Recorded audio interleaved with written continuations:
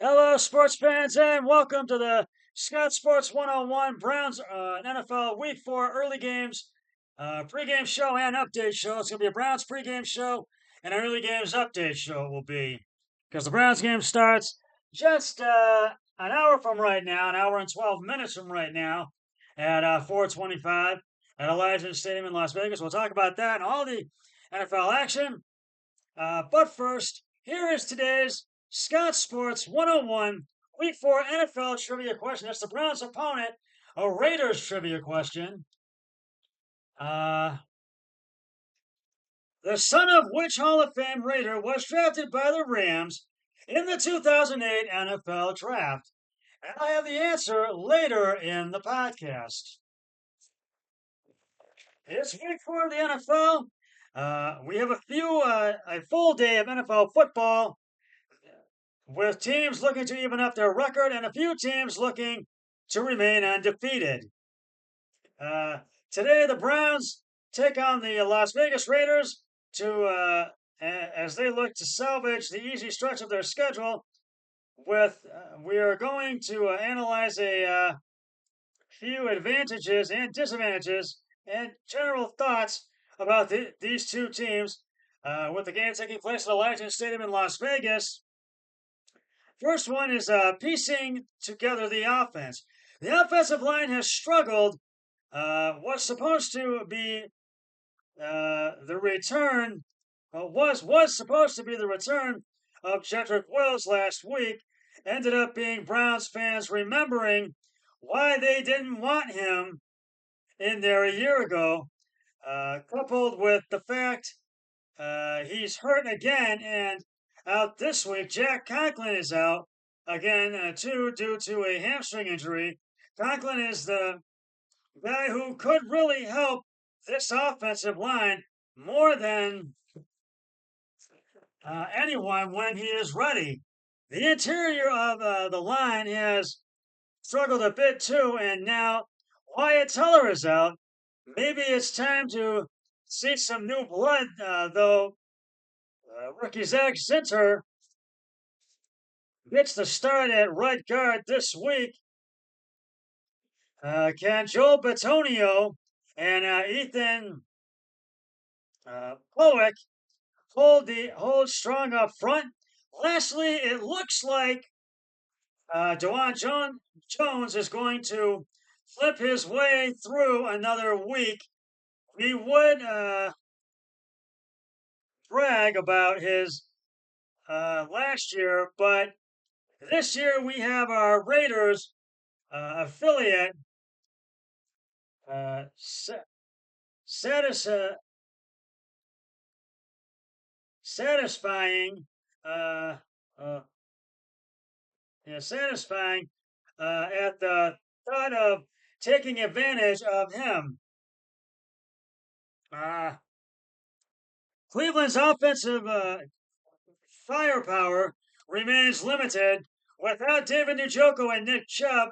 The crazy thing about this offense is that it worked as a zone run blocking team, excuse me, and heavily utilizing two tight end sets. The offensive line seemed to thrive in that capacity. Now we have the spread offense with Deshaun Watson and the run game in shotgun. Do often we don't even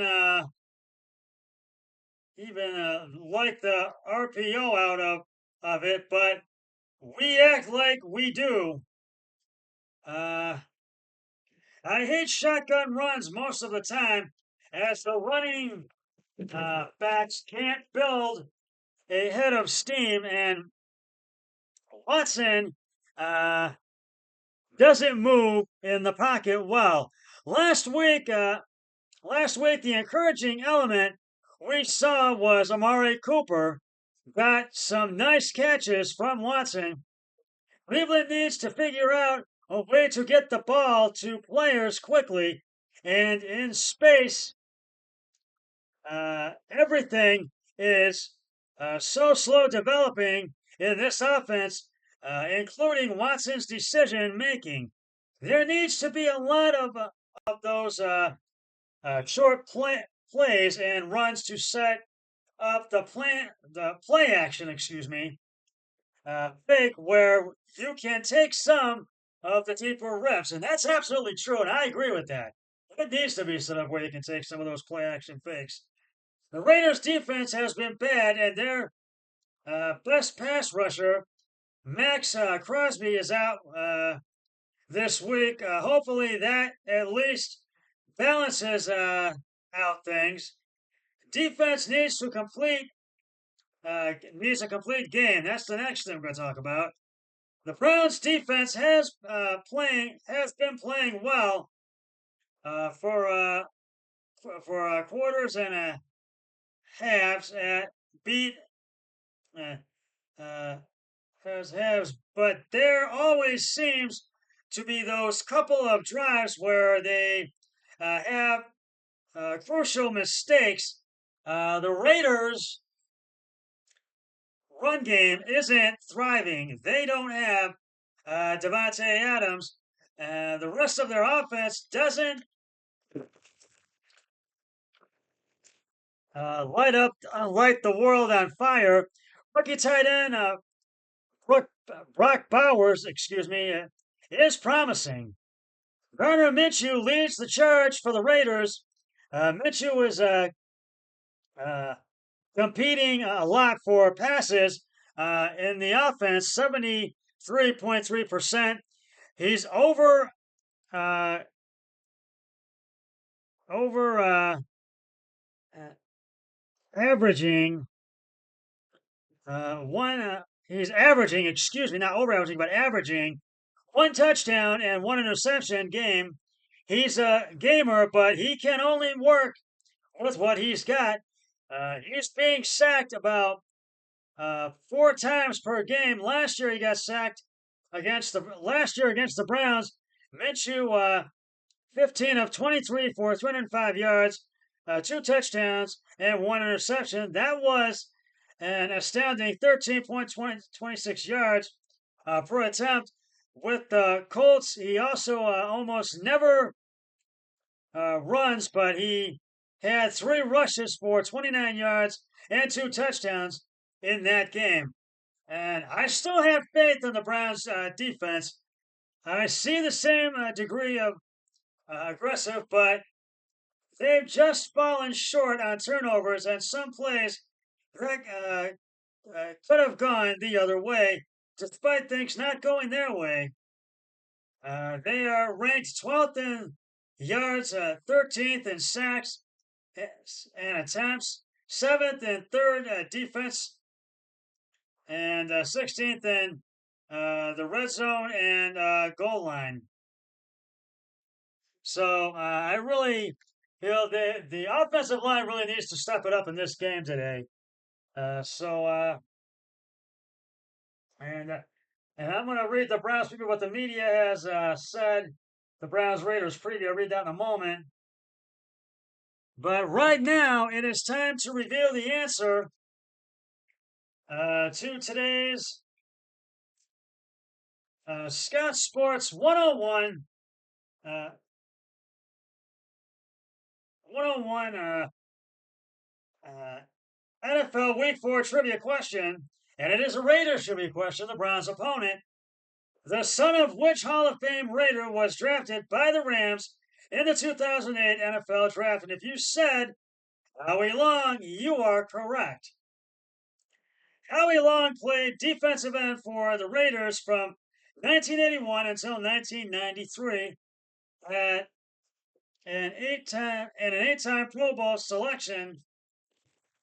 He ended his career with 91.5 sacks in 179 games. His son Chris,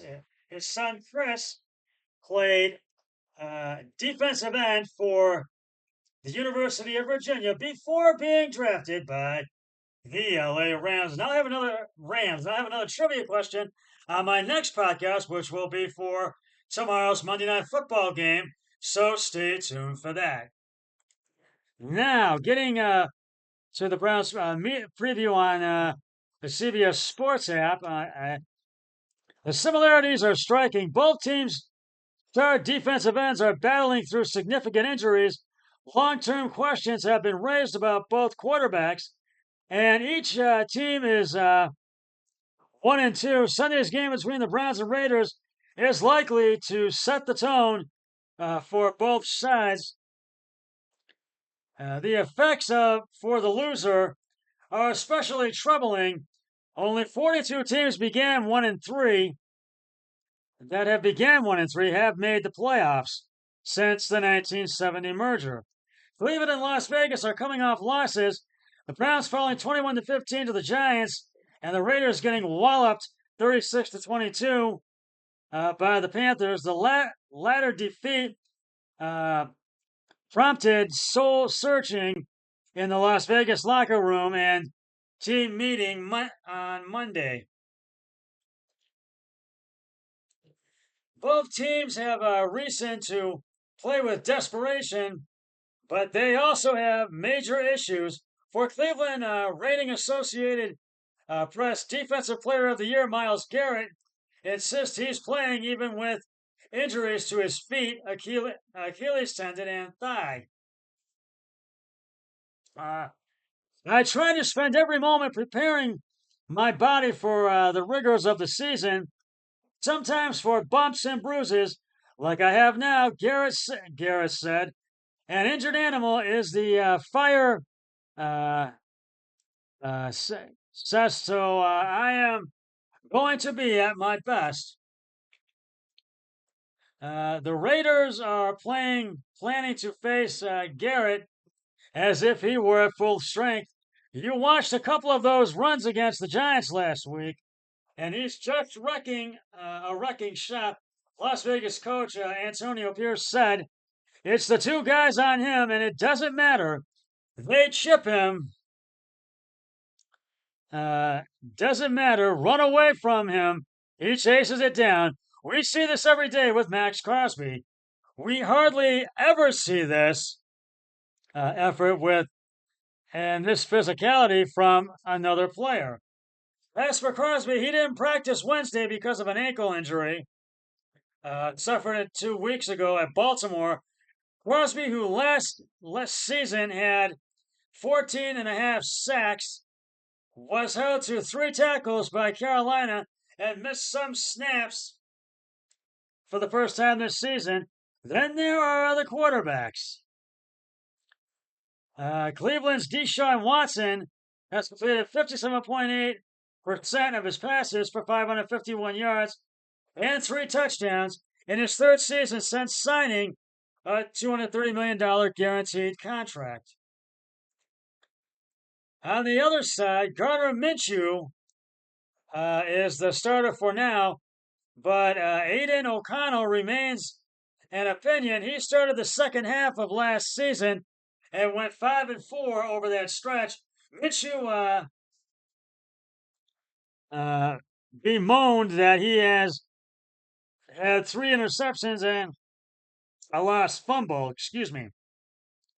I have to do a better job, Minshew said. If I take care of the ball, we are usually going to be all right, and that's going to be a big emphasis for us this week. Watson has taken some heat from his erratic play through 3 games.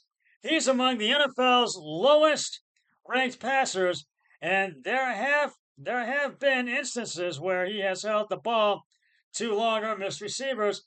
More scrutiny came following a 4th down play in last week's loss.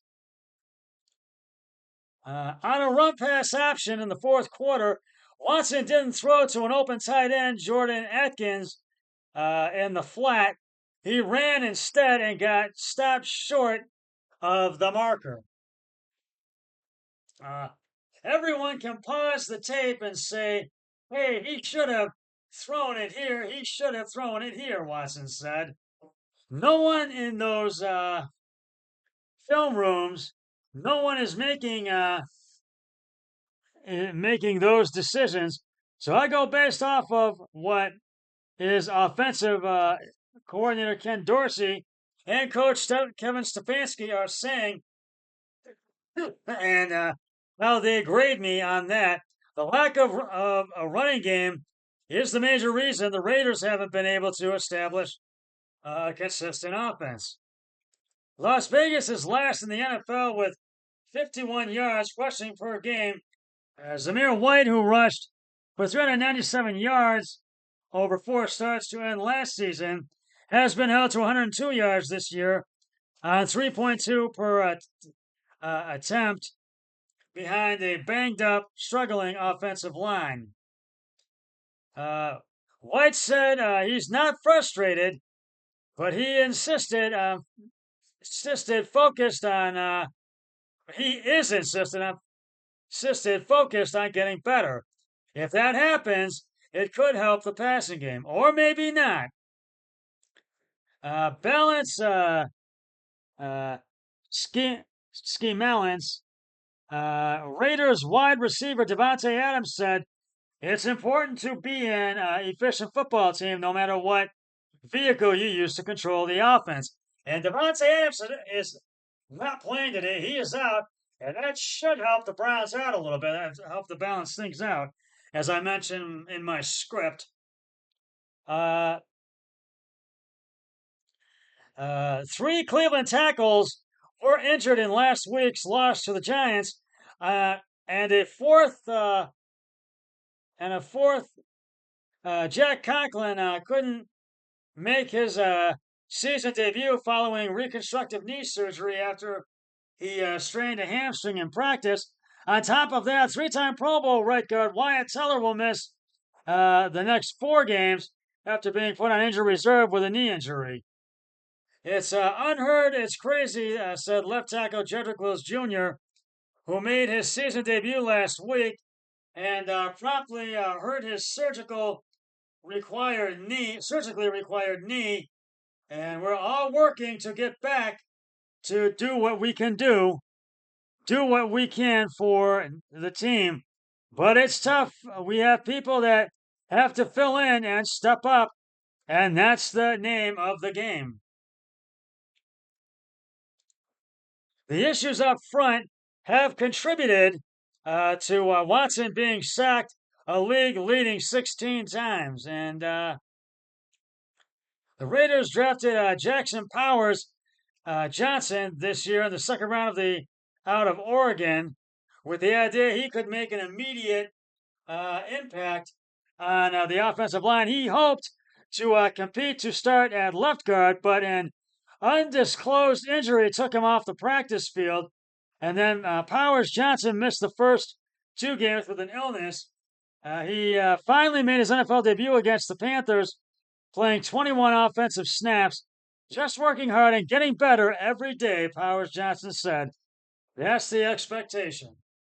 And that's the Browns Raiders preview for today's game. And I feel the Browns offensive line really needs to step it up in this game today. And Watson needs to execute that ball and really get rid of it very quickly. And if they can do that, I think they will get the win. And I'm going to give you my picks of the week and a rundown of all of today's early game action right now. First of all, the Dallas Cowboys beat the Giants 21-15 on Thursday Night Football. And Dak Prescott threw 3 touchdown passes. And my brother-in-law, Eric Holden, and I both took the Cowboys. We won on that one. We're both 1-0 right now on the picks. And now we're going to get to the early games. This is our picks of the weekend, the early games. The Atlanta Falcons are in the fourth quarter with 5:29 left to go. And it's 23-17 Atlanta. Second and goal at the Atlanta 5. The Saints have the ball, and they're looking to score and take the lead. I took New Orleans. My brother-in-law took the Falcons. That's one that we don't agree on. The Cincinnati Bengals are taking on and the Carolina Panthers are squaring off at Bank of America Stadium in Carolina. They're in the fourth quarter, just getting underway. And Cincinnati's up by 10, 31-21. They came back and let's see if they can hold up get the win. I took Cincinnati. I took the Bengals, and my brother-in-law, he took the Panthers. That's two. We have two now we don't agree on. The Los Angeles Rams are in Soldier Field in Chicago taking on the Bears. But they're trailing the Bears as they lead it. The Bears lead 24-15 in the fourth quarter with 10:15 left. And it's a 30-19 Chicago 45. The Rams have the ball. And for the Cincinnati Carolina game, it's a second in at 10 and 50. And at the 10, and there was a 50-yard passing. And that's a 36 to Carolina 46. And the Bengals have the ball. The Minnesota Vikings and the Green Bay Packers are scoring off at legendary Lambeau Field in Green Bay. And the Minnesota Vikings are walloping the Green Bay Packers 28-7 right now. Second and 2 at the Green Bay 31. Green Bay has the ball. And we'll have to see if Green Bay can come from behind and win this, but I'm not holding my breath. And for the Rams Bears game, I forgot to mention who I took. I took the Rams. My brother-in-law took the Rams as well. We agreed on that. But for this game, the Packers Vikings game, I took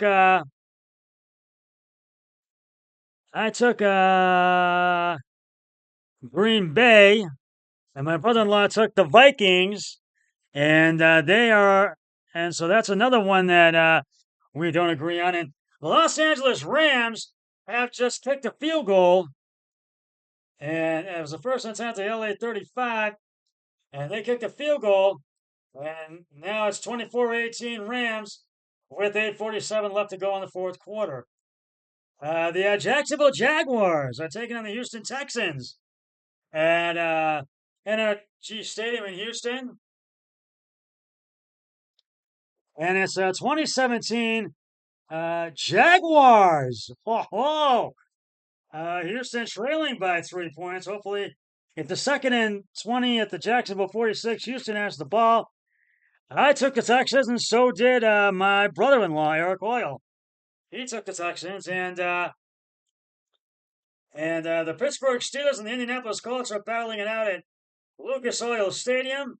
Right now, Pittsburgh trails the Indianapolis Colts as they lead it by 14, 24-10. Third and 1 at the Indy 3-yard line. And the Steelers have the ball. Hopefully they can score, and it's 4 in the fourth quarter, 12-19 to go. And it's the first to go at the Indianapolis 2-yard line now. I took Pittsburgh. My brother-in-law, Eric Hoyle, took the Colts. He took the Denver Broncos are playing the Jets at MetLife Stadium in East Rutherford, New Jersey. Fourth quarter just getting underway for them, and it's 7-6 Denver. Wow. And first and 10 at the Denver 23. The Jets have the ball. I now look to score. I took the Jets, and my brother-in-law took the Broncos.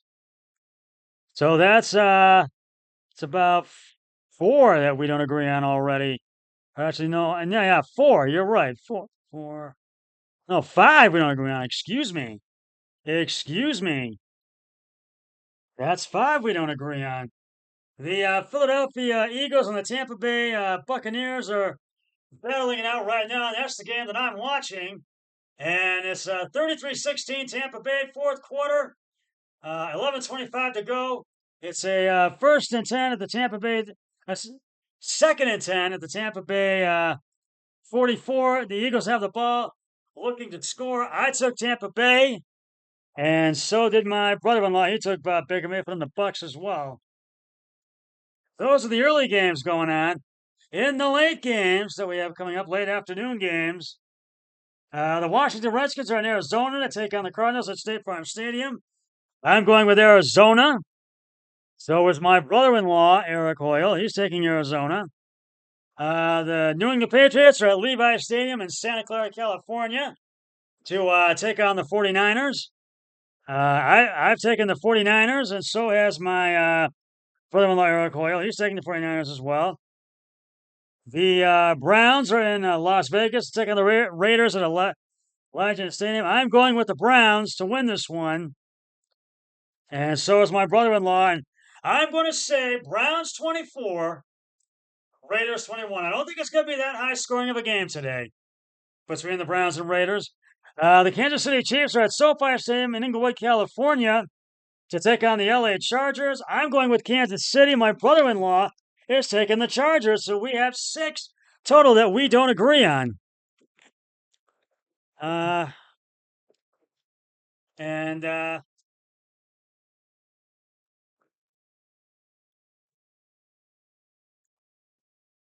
and the Sunday Night Football. It will be the Buffalo Bills and the Baltimore Ravens at M&T Bank Stadium in Baltimore. And Buffalo will look to remain undefeated, go 3-0. But Baltimore is looking to even up their record at 1-2. I'm going with Buffalo, and my brother-in-law is as well. We agree on that one. That we do agree. And we have a Monday night doubleheader once again this week. Tomorrow night, the early game is 7:15. It'll be on ESPN. The Tennessee Titans will play the Miami Dolphins at Hard Rock Stadium in Miami. And I'm going with Miami, and so is my brother-in-law. And the Seattle Seahawks in the 8:15 game. Seattle Seahawks are at Ford Field in Detroit to take on the Detroit Lions. I'm going with the Lions, and so is my brother-in-law. So we have 6 we don't agree on right now. But right now we have early games that are going on right now. And Pittsburgh just scored, and it's now trailing by a touchdown, 24-17 to the Colts, with 11:23 left to go in the fourth quarter, and they're about to kick off the Steelers. So we'll see. I just want to let you know that. And hold on a minute. And the Jets just kicked a field goal. 9-7 Denver in the fourth with 13:34 to go in the fourth. First and 10 at the Jets 35. That's where they kicked that field goal from. Very low scoring affair between the Jets and the Broncos. So we'll see how these early games prevail and turn out. So, well, that's just about going to wrap it up for the Scout Sports 101 Browns NFL early games pregame show, Browns Raiders pregame show, NFL early games update show. We'll call it that. And I do feel the Browns will get the win if the offense can step it up today. And I do feel that way, but they need to do that today to step it up. I'll be back with the Scout Sports 101 early games post game show. Once all the early games have concluded. But until then, always remember, be a team player each and every day in every way possible. So long, everybody. 3, 2, 1. I'm done.